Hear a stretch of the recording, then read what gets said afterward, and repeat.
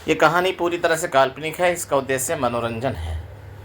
दोस्तों, Bloom TV 2 में आपका स्वागत है। क्या आपने कभी सोचा है कि ज़िंदगी में की गई एक छोटी सी मदद सालों बाद आपकी पूरी तकदीर बदल सकती है। एक आम सी बस, एक बुज़ुर्ग औरत और जेब से दिए गए कुछ पैसे, लेकिन बदले में मिला क्या? एक ऐसा कागज़ जिसका राज समय आने पर खुला और जिसने सब कुछ बदल दिया। दोस्तों, आप देख रहे हैं ब्लूम टीवी 2, कहानियों का अनोखा संसार। तो ये कहानी है कर्म, इंसानियत और रहस्य की, जहां मदद करने वाला खुद नहीं जानता कि वह किसकी परीक्षा पास कर रहा है। तो कहानी को अंत तक ज़रूर सुनिए, क्योंकि अंत आपकी सोच बदल सकता है। बस की वह सुबह कुछ अलग थी। नवंबर की ठंडी हवा थी, लेकिन शहर की सड़कें हमेशा की तरह शोर से भरी हुई थी। मैं रोज की तरह बस स्टैंड पहुंचा, कंडक्टर की वर्दी पहनी, कंधे पर बैग डाला और बिना कुछ सोचे बस में चढ़ गया। बस जिंदगी ऐसे ही चल रही थी, एक तय रफ्तार में, बिना सवालों के बस चली। एक एक करके लोग चढ़ते गए, कोई ऑफिस के लिए, कोई स्कूल के लिए, कोई अस्पताल के लिए। सबके चेहरे पर अपनी अपनी कहानी लिखी थी। लेकिन दोस्तों, किसी के पास दूसरों की कहानी पढ़ने का वक्त नहीं था। तीसरे स्टॉप पर वह बुजुर्ग औरत बस में चढ़ी। बहुत साधारण दिखती थी, पुरानी साड़ी, पैरों में घिसी हुई चप्पल, आंखों में अजीब सी चमक और चेहरे पर ऐसी शांति जैसे दुनिया की सारी भागदौड़ उससे बहुत दूर हो। वह धीरे धीरे चल रही थी। कुछ लोग खिसक गए, कुछ ने अनदेखा किया। मैं उसके पास पहुंचा। माँ जी, टिकट। उसने मेरी तरफ देखा, मुस्कुराई और बड़ी सादगी से बोली, बेटा, मेरे पास पूरे पैसे नहीं हैं। मैंने आदतन पीछे मुड़कर देखा। 2-3 मुसाफिर फुसफुसाने लगे। किसी के चेहरे पर तंज था, किसी पर झुंझलाहट। आजकल मुफ्त में कोई नहीं चलता। पीछे से एक आदमी बुदबुदाया। मैंने फिर उस बुजुर्ग को देखा। उसकी आंखों में कोई चालाकी नहीं थी, कोई बहाना नहीं था, बस एक गहरी मजबूरी थी। मैंने उससे पूछा, कितने पैसे हैं आपके पास? उसने मुट्ठी खोली। कुछ सिक्के, किराए से आधे भी नहीं। एक पल के लिए मेरे अंदर की वही सवाल उठा, हर रोज कितने लोग बहाने बनाते हैं। लेकिन न जाने क्यों उस दिन दिल ने दिमाग की नहीं सुनी। मैंने टिकट काटा, पूरे पैसे अपनी जेब से डाले। माँ जी, बैठ जाइए। बस में कुछ लोग हंसने लगे। कोई बोला, आजकल लोग बड़े दानी बन गए हैं। कोई बोला, कंडक्टर साहब, आपकी सैलरी बहुत ज़्यादा होगी। मैंने कुछ नहीं कहा। वह बुजुर्ग औरत आगे की सीट पर बैठ गई। बस चलती रही। थोड़ी देर बाद मैंने महसूस किया वह मुझे ही देख रही थी, ऐसी नज़र से जैसे मुझे पहचानती हो। दोस्तों, मैंने अनदेखा किया। कुछ स्टॉप बाद वह उठी, मेरे पास आई और कहने लगी, बेटा, उसने धीरे से कहा, तुमने आज मेरी मदद की है। मैंने हल्की मुस्कान के साथ कहा, कोई बात नहीं माँ जी, कभी कभी ऐसा हो जाता है। वह थोड़ी देर मुझे देखती रही, फिर अपनी साड़ी के पल्लू से कागज़ का छोटा सा टुकड़ा निकाला और मेरी हथेली पर रख दिया। जब तुम बहुत मजबूर हो जाओ, जब लगे कि अब कोई रास्ता नहीं बचा, तब इसे खोलना। मैंने हंसते हुए कहा, अरे माँ जी, इसकी ज़रूरत नहीं पड़ेगी। उसने मेरी आंखों में देखा। उस नज़र में अजीब सी गंभीरता थी।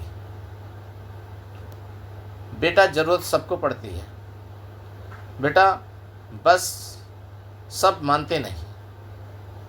फिर वह बस से उतर गई। बस आगे बढ़ गई। मैंने वह कागज़ जेब में डाला और भूल गया। साल बीतते गए। ज़िंदगी वैसी नहीं रही जैसी सोची थी। नौकरी वही थी, पर हालात बदलने लगे, हालात बदलते गए। कंपनी में कटौती हुई। एक दिन बिना किसी गलती के मुझे निकाल दिया गया। घर में जमा पूंजी नाम की कोई चीज़ नहीं थी।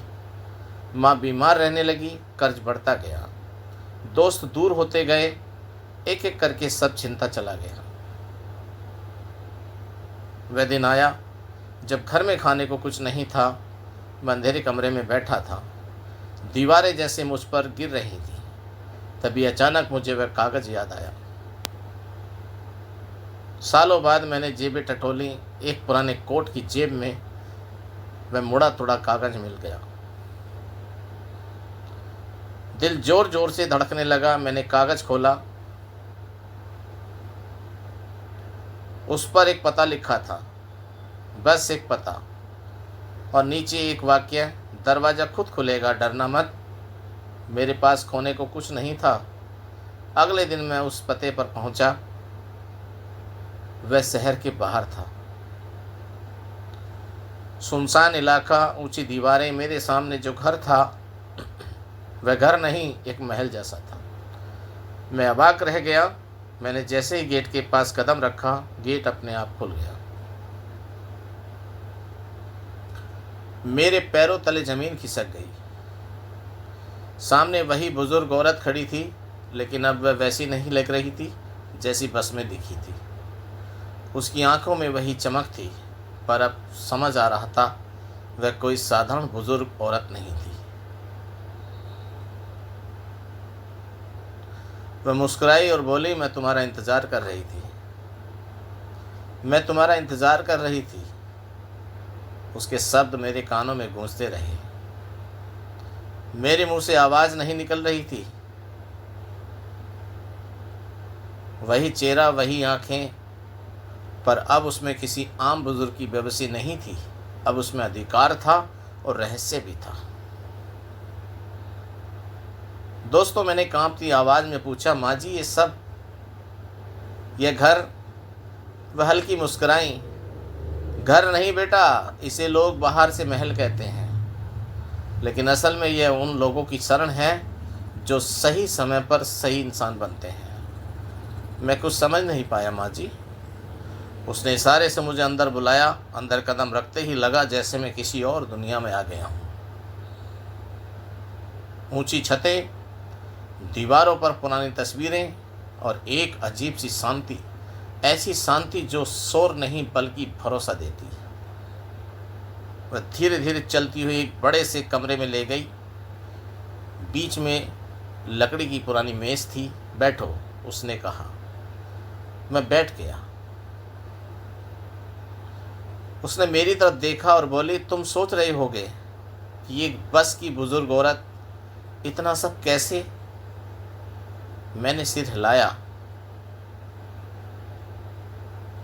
सालों पहले उसने बोलना शुरू किया, मैं भी आम लोगों जैसी थी, गरीब, अकेली, अनदेखी, लेकिन ज़िंदगी ने मुझे एक मौका दिया और मैंने उस मौके का इस्तेमाल दूसरों के लिए किया।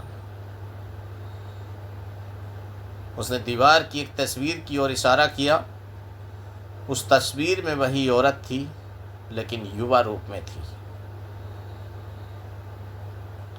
उसके पीछे बहुत सारे बच्चे खड़े थे।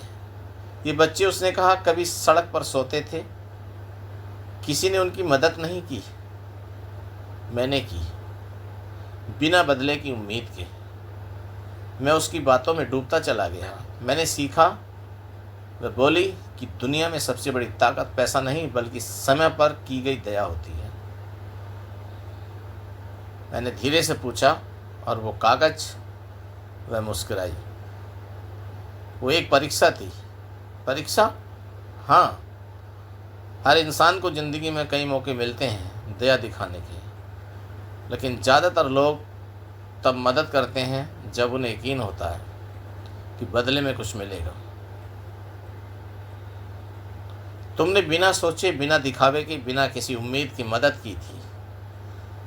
उसने मेरी आंखों में देखा, और यही इस दरवाजे की चाबी थी। मैं अवाक था। तो आप कौन हैं?